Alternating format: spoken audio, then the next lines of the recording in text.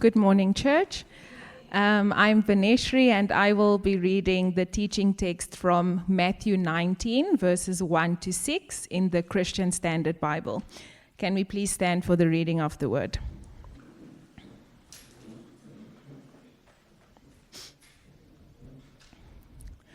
When Jesus had finished saying these things, he departed from Galilee and went to the region of Judea, across the Jordan. Large crowds followed him, and he healed them there. Some Pharisees approached him to test him. They asked, "Is it lawful for a man to divorce his wife on any grounds?" "Haven't you read," he replied, "that he who created them in the beginning made them male and female? And he also said, 'For this reason, a man will leave his father and mother and be joined to his wife, and the two will become one flesh.' So they are no longer two, but one flesh. Therefore, what God has joined together, let no one separate." This is the reading of the word. We have had an awesome year so far. So let me just backtrack. We started this year with a sermon series called Habits of a Healthy Heart, and it was supposed to help us to personally reflect deeply on our own lives and also to position ourselves for the year to come by creating new habits so that we can see life change. After that, we went through a sermon series called 7, which was through the Gospel of John, listening to Jesus speaking about himself 7 times and saying clearly, "This is who I am." And I hope that in the beginning of the year, you had a fresh revelation of Jesus as we taught through this series. That's why I preach every Sunday, is because we grow in our knowledge and we grow in our revelation and we grow in our understanding. So we're never done talking about Jesus, but that series was specifically for us to appreciate Jesus and who he is and to understand him better. And then we had Easter weekend, Good Friday, and we had Easter Sunday. And we had baptisms on Easter Sunday and communion on Good Friday. And I thought Easter weekend this year was awesome. In between, we had a week of prayer and fasting from Palm Sunday to Good Friday. That was a significant time of formation for me this year, and I trust for you guys who fasted with us too. And then last week, we had an epic conference. Epic. Friday night, Saturday night, Sunday morning. Sunday morning ended with a big celebration. And for a whole weekend, we just learned about our Father's heart. And understanding what that means for us here and now as Christians. Mojo Lepoto preached Friday and Saturday. I preached on Sunday morning. We had confirmation of faith. We saw a bunch of young kids who said, "I have said yes to Jesus after being baptized as a kid." That's been the flow of the year. Now the question is, how do we live this out? I mean, we've been taught things in this first part of the year. Now we're going to transition for the next few weeks, and we are going to ask the question, how do we live this out? And more specifically, what does it mean for our relationships? Because we live in the context of relationships. None of us are an island. We live in relationship. Our new series is called Save the Date. And I love that Kimberly and her sister came in walking this morning.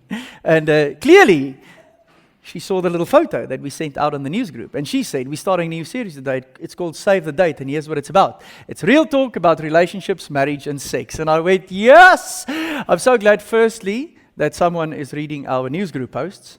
And secondly, that it's so clear. That is exactly what we'll be focusing on in the next few weeks. So let me give you some of the themes to come. Okay, listen, next week, 3 qualities you need before marriage.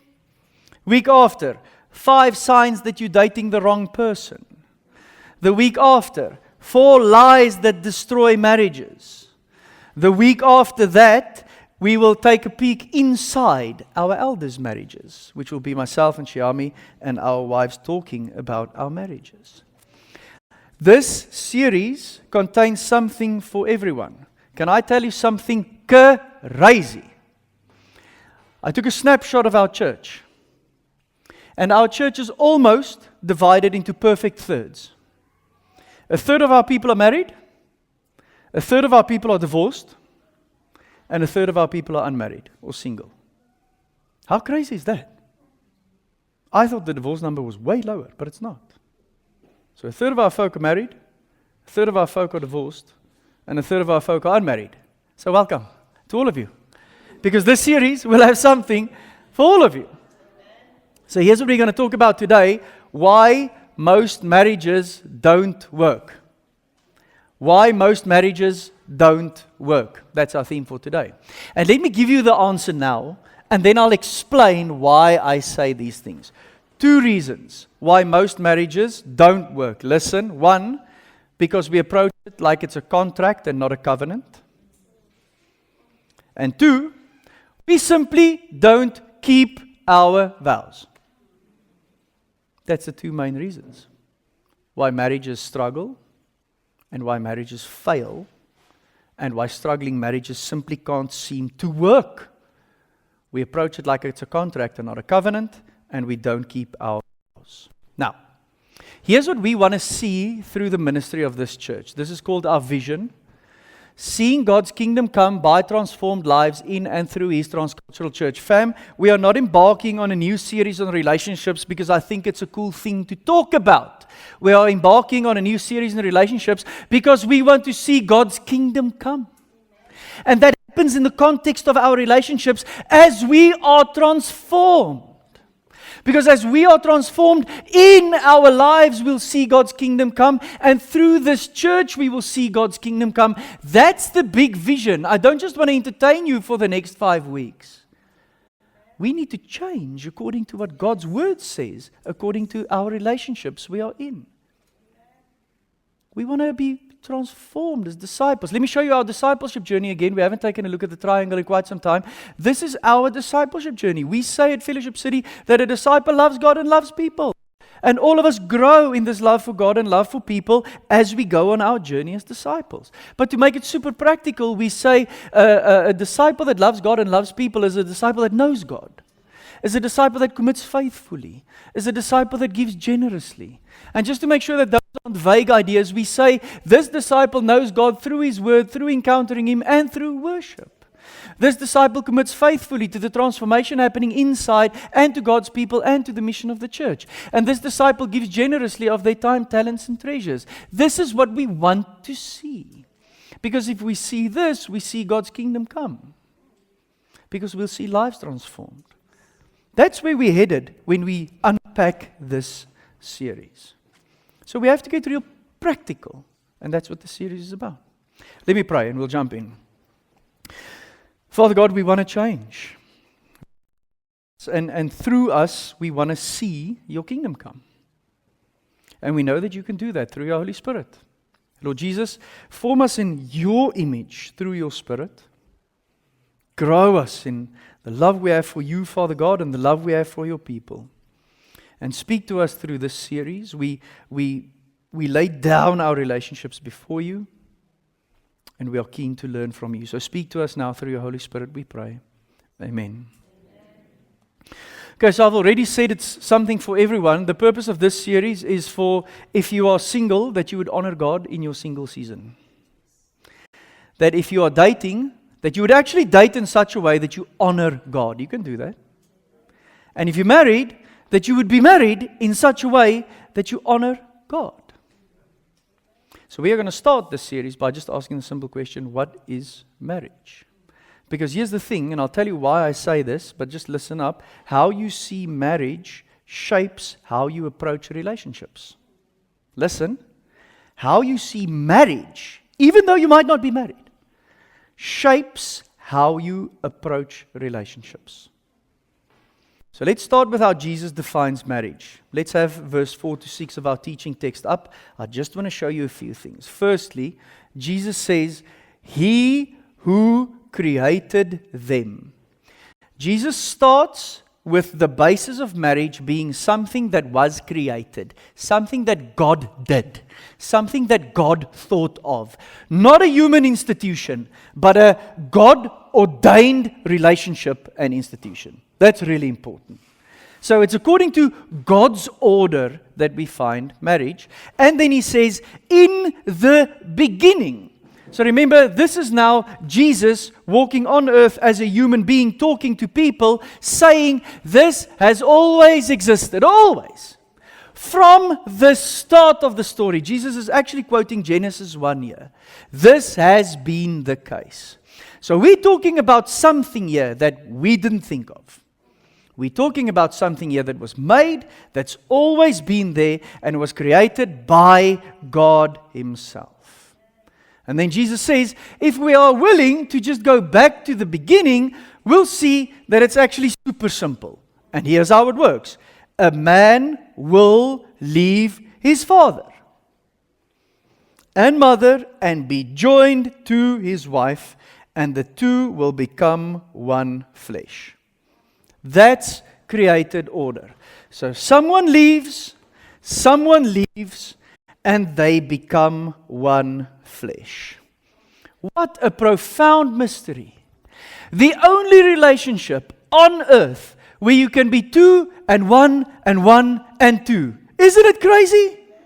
I don't care how many actuarial degrees you have, you won't crack that one. So Marie and I are Rhino and Marie, and we are Rhino and Marie. At the same time, it's whack, fam. But that is how He created them. No other relationship can be as close as a marital relationship. You have got the DNA of your mom and dad flowing in your veins, or their blood flowing in your veins. You've got their DNA in your body. That feels quite close now, doesn't it? Until you unite with someone else in the flesh, and then it's closer. It's just how it is. So God created this, and then He says, what God has joined together, let no one separate. Now, if you know your Bible, you know that the question around marriage is because of divorce being allowed. So Jesus says, before we even talk about divorce and the laws of Moses, here's what I want you to know. This is how marriage was created. This is who marriage was created for. This is how marriage works. And this is what God thinks of marriage. Fam, this is actually enough for us to just stop here. I could actually tell you, just go home and reflect on that. Because that's what we have. I don't care how many other categories have been drafted into relationships and sex and sexuality. This is what we have when it comes to marriage. It's God ordained. That's where Jesus starts when He defines marriage. That's where we start when we define marriage. And it's not supposed to break. Because, listen to this, marriage is not a contract. Marriage is a covenant. Marriages don't work because we approach it like a contract. Let me tell you what I mean. What is a contract based on? Think about it. A contract is based on mutual distrust. A contract is based on mutual distrust. The moment you sign a contract, what do? You protect your rights and you limit your responsibilities. And then you say, if you live up to your terms, I'm in, and if you live up to your terms, I'm out. Just think about how selfish a contract is. It's all about me. And you guys have seen negotiations about a contract. If you're not happy, you bicker and fight until the last word suits you. And then you use that to say, the moment one of these T's and C's don't count anymore, I'm out. Because this contract says that I can be out. A contract is based on mutual distrust. Fam, if you try and be married and you start based on mutual distrust, your marriage is going to fail. So according to the world, marriage is just a piece of paper. Have you guys ever heard that? It's just a piece of paper. We'll sign the papers.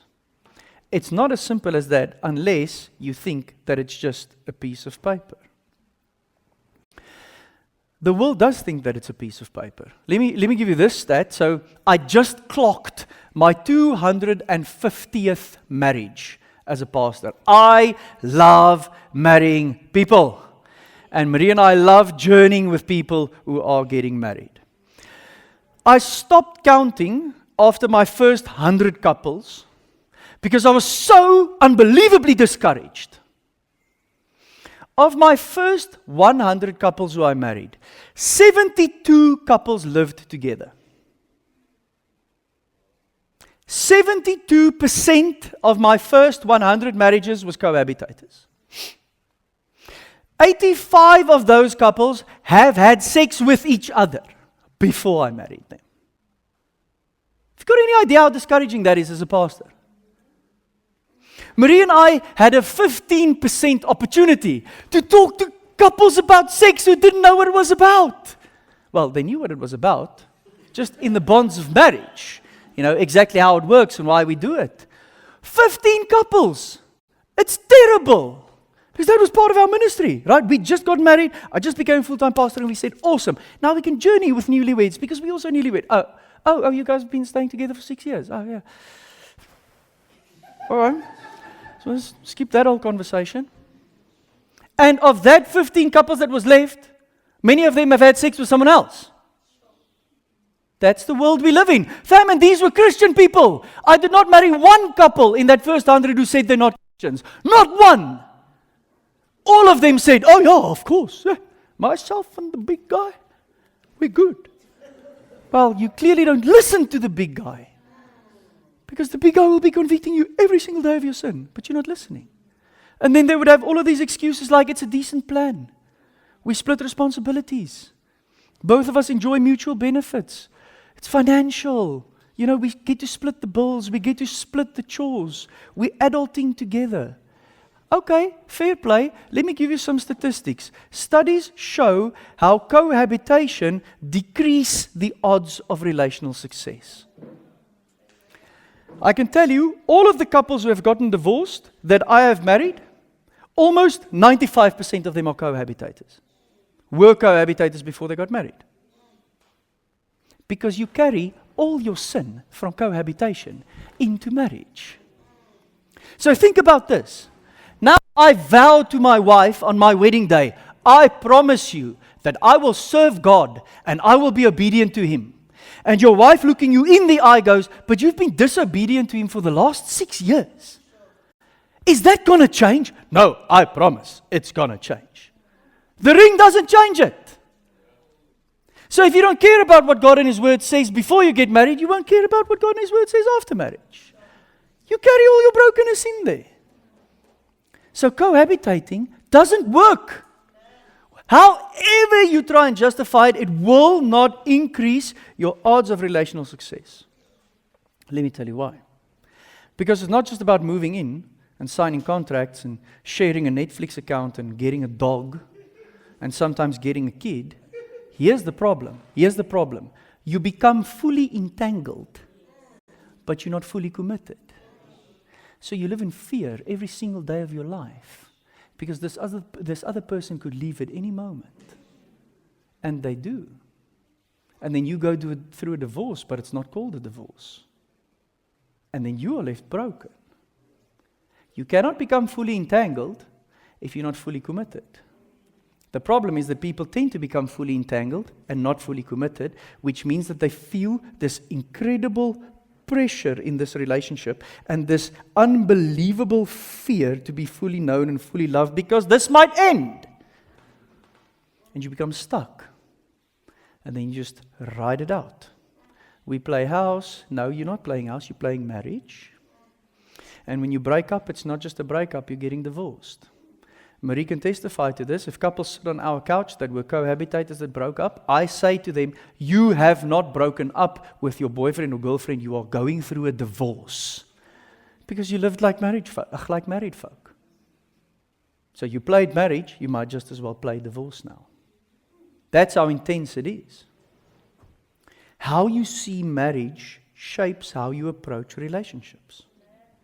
A Christian marriage is not a contract, it's a covenant. Now listen to this. While a contract is based on mutual distrust, a covenant is based on mutual commitment. Isn't that beautiful? So both of us in this thing for each other. A covenant in the Bible had to do with cutting up animals and blood flowing. Right? A cutting of something and a shedding of blood. Here's how covenant worked in the Old Testament. Hashtag trigger warning, it's quite gory. They would chop an animal in half, whatever the animal was, right? From a bull all the way down to a bird. They would chop it in half. There would be a stream of blood flowing between the two halves. One half would be on that side, one half would be on this side. And then the two partners going through the covenant would say to each other, that's my part, that's your part. And if either of us fail, that's where it's going to end. In blood and death. Let's go. And they would literally walk through the blood to realize the immensity of the commitment that they're making. So you can read about this in the Bible. Kings made covenants with each other. God made a covenant with Abraham. And the terms and conditions were always, this is my part, this is your part, and this in the middle is the price of failure. It is a very, very, very high price. So in the Old Testament and according to the Old Covenant, there always had to be blood flowing. And in the New Testament, according to the New Covenant, it was Jesus who shed his blood. That is how in Jesus is in this whole relationship thing. Do you guys realize that? Jesus made a new covenant with his people, not a new agreement to chat to me whenever you need me. Jesus said, I am shedding my own blood here. The stakes are super high. The half on this side is not a bull. The half on this side is my life. So the half on your side should be your life. Not your 20 or your prayer every 6 weeks. Your life. And if we fail in this, it leads to death. Jesus did his part, fam. We say that Jesus suffered as a substitute for our salvation. Jesus gave it all to enter into a new covenant with people. This agreement based on mutual commitment. That's why Jesus wants a relationship from us. Jesus doesn't want lip service from us. Jesus wants us to repent, right? To turn and then to receive his forgiveness, but then to be in a relationship with him, the Father and the Holy Spirit, fully reconciled with the triune God, so that we can be transformed by his Spirit in us, so that his kingdom could come through us, so that we could spend an eternity with him.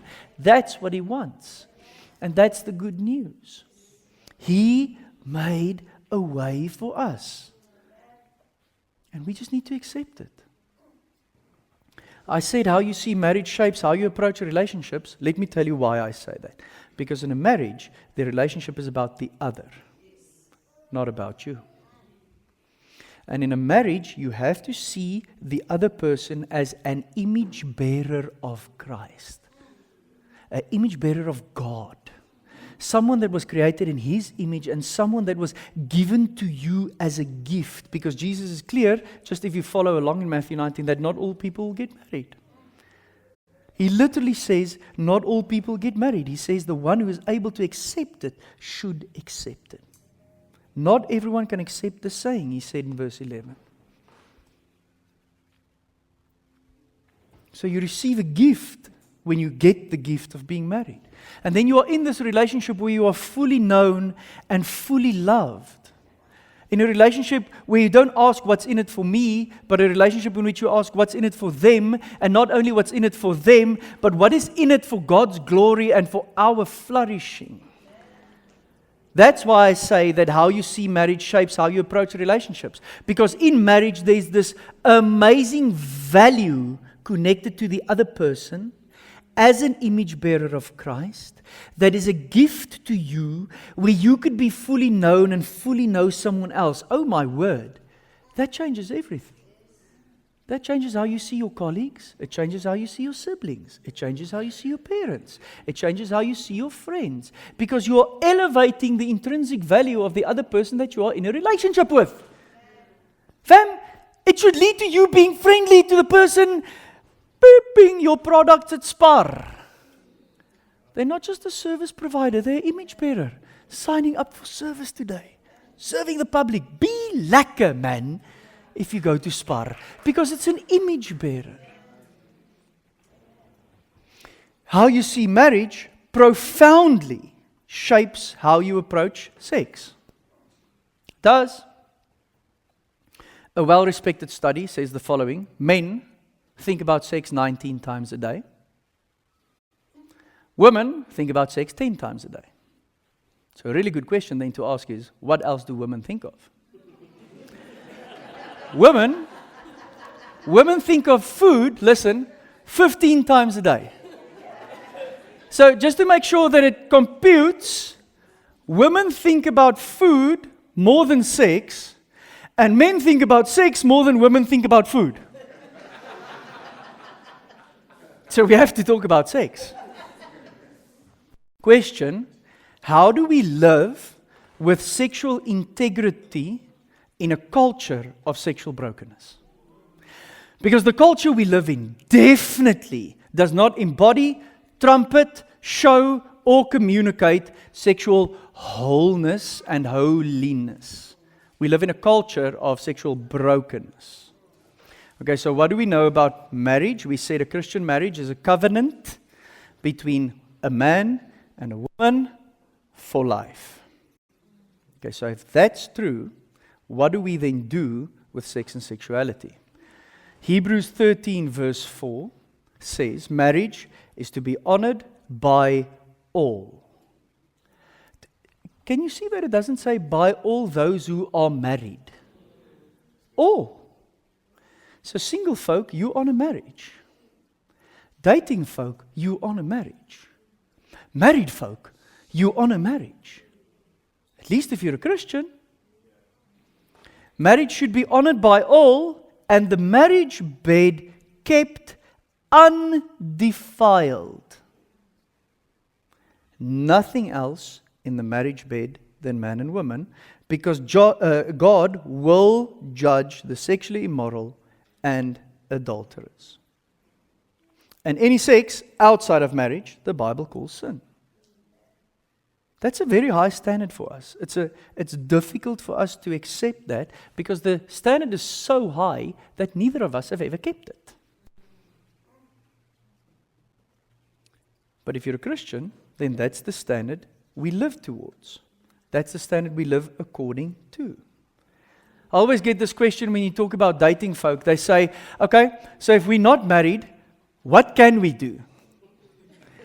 How far can we go? And then my answer is, I'll give you a whole list of things you can do. Just know that the list is very, very short. Because our standard is very, very high. And if we're a Christian, we honor that standard. And Paul writes in Ephesians 5 verse 3, but sexual immorality and any impurity or greed, check this, should not even be heard of among you, as is proper for saints. So that conversation with people wanting to figure out how far is too far ends really quickly with the list is super short, the standard is super high, and there should not even be a hint of this in your life. So you just sit with that verse and ask, is there a hint of this in my life? Because if there is, it has to be weeded out. Because it's not proper for the saints to have any sexual immorality or impurity or greed among us. That means adultery? No. Premarital sex? No. Fooling around while you're dating? No. Making jokes about sex? No. Looking at other people lustfully? No. Dressing in a immodest way to tempt other people? No. All of those are no, according to the Bible. Now, you might think, when I say this, that God is a prude. You might think that God is anti-sex. Fam, He is not. God is pro-sex. Why? Because God created sex. He thought of it, not us. Let me show you two scriptures. Proverbs 5, verse 19. This is now a dad talking to a younger son saying, a loving deer, a graceful doe, let her breasts always satisfy you. Be lost in her love forever. Hey, that's advice from a dad to a boy. That's solid. You need to experience this and you need to enjoy this because that's the way that God created it. Look at Song of Songs, chapter 7, verses 7 to 8. This is now the man speaking to the woman. Your stature is like a palm tree. Your breasts are clusters of fruit. I said, I will climb the palm tree and take hold of its fruit. May your breasts be like clusters of grapes, and the fragrance of your breath like apricots. What about these two scriptures look anti-sex to you? It is very pro-sex. On the contrary, I decided that tomorrow morning I'm going to go to Marie and I'm going to say, jou asem ruik soos appelkose. It's going to be great. That's it. Translated into English, your breath smells like apricots. Morning breath, fam. I'm going to go for it. It's going to be awesome. See, here's the thing. Whatever you were taught in church or however you were brought up, you might think that the church says that sex is bad and that you should never have it. I think here's the thing. People think that the church says no to sex. Can I tell you the truth? The church says wait about sex. That's what we say. It was created by God for a very specific purpose and place. And how you see marriage shapes how you approach sex. God is not a prude. God is a holy God that loves you very much, that wants to protect you from destroying yourself, and He wants to bless you with righteous and holy intimacy with someone else if it is destined for you to be married. And He wants to save you from pain and heartbreak and brokenness. That's the God we serve. And if you follow His way, it will lead to that. And if you follow your way, it will lead to brokenness. So I just want to say at this point, if you've lived in sexual brokenness, you can have your mind renewed. You definitely can. You can have yourself spiritually and sexually renewed. I heard this term this week. Someone said, I'm not only a born-again Christian, I'm a born-again virgin. I loved it. I thought that was so cool. That the process of transformation and the process of being made new is so vivid for that person that that person says, I'm a born-again virgin. I was raised in a Christian home, which meant that I knew all the values of Christianity. And here's the thing. I simply didn't believe or trust those who taught me how to approach sex, relationships, and marriage. I simply didn't. They did nothing wrong. I just didn't trust them that they knew better. I thought that I knew better. Which led to a very promiscuous life. Which led to devastating brokenness, not only in myself, but also in the lives of everyone who I was promiscuous with. And when I got saved, I had to embark on a long process of starting over. I had to start over. I had to go through a period of singleness where God could teach just exactly how broken I am sexually, and then show me how He's healing me sexually, so that I could enter into marriage as a whole human. Both of us had to do that because of our sinful pasts. But as a couple wanting to get married and being engaged at that stage, well, even before that really, before we even knew we were going to get married, both of us submitted to this process. And I can tell you now, after 14 and almost a half years, that we are living in the blessing of the decisions we made then. We didn't make those decisions based on the fact that we were going to marry each other. We made those decisions based on the fact that we wanted to be ready for marriage, and we saw our sexual brokenness, and we wanted to be healed from it. And when we got engaged, and we were dating, yes, see fam, the dating game has changed, let me tell you. But when we were engaged and we were dating, we were 100% attracted to each other. Well, 1,000% attracted to her, that I can tell you. Know what I mean? But we chose God's will over our desires. And that's how simple it was. So Marie asked me, how will we navigate physical boundaries? And I simply said to her, please trust me. Trust me to lead you. we are going to choose God's will over our own desires. And the 5th of January 2012 was our first night together in our house, in the same bed, consummating our marriage. Oh, my hat! I'll tell you the story. It was unbelievable. A few days into our honeymoon, I said to Marie, I feel like I'm living in a whole new state of being. It's like we've entered into paradise. But then I realized it's because I'm part of a holy covenant. And God's standards for this covenant is very high, but His blessings are also worth it. And our vows, when it comes to this covenant, are meant to be kept because it is a covenant, and we should never forget that. So how we see marriage shapes how we approach relationships. It shapes how we approach sex. It shapes how we approach marriage itself. And I tried to make the point that according to Jesus in the Gospel of Matthew, that marriage isn't just a practical arrangement. It is a very, very deep spiritual commitment. And it's not a contract, it is a covenant. And the picture we hold to is the picture of a man leaving father and mother and being united to his wife, as we find it in the first 2 pages of the Bible.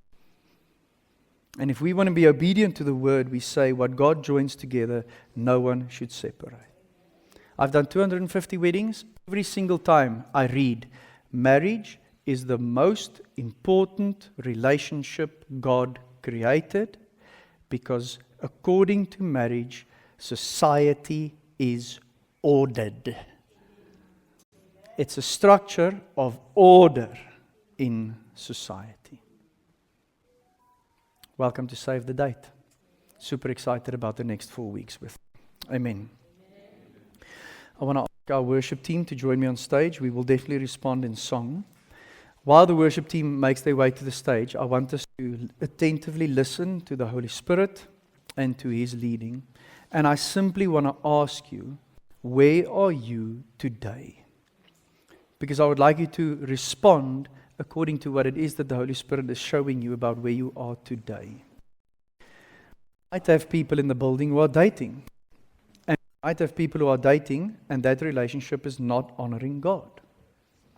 Today is the day of repentance. Today is the day of change. Today is the day in which you could possibly ask your partner, let's do this differently. Let's make the change. Let's move out, or let's break up. But whatever we need to do to get us back to alignment with God's word and His high standard, let's do it. Some of you might be unmarried, but some of you might have a really broken approach to marriage. So you either don't want to get married because you've seen the brokenness that comes with it, or you just want to get married for what's in it for you. Maybe today, as an unmarried person, you can pray that God changes your heart so that you can change your approach to this unbelievably holy relationship that He created, and then ask Him to reframe your heart and your mind around that. That's possible. Some of you might be married, but listening to this word, just realizing that you're getting it all wrong. That you're simply not doing it right. You didn't do it right before you started. You haven't done it right until now. Good news. You can say to your spouse, I was convicted of these things. Let's journey together to something new for us. Let's start seeking Jesus in our marriage together. Let's journey with other people. Let's read our Bible and see God's heart for marriage. Let's pray together so that our marriage might look like what a biblical marriage is. You might even renew your vows to each other because you have not been keeping your vows. I want you to know that with God, there's always another chance. There's always grace and there's always mercy.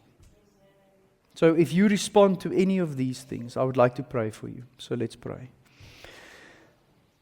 Lord Jesus, thank you so much for your grace and your mercy that communicates clearly and loudly that there's always another chance with you.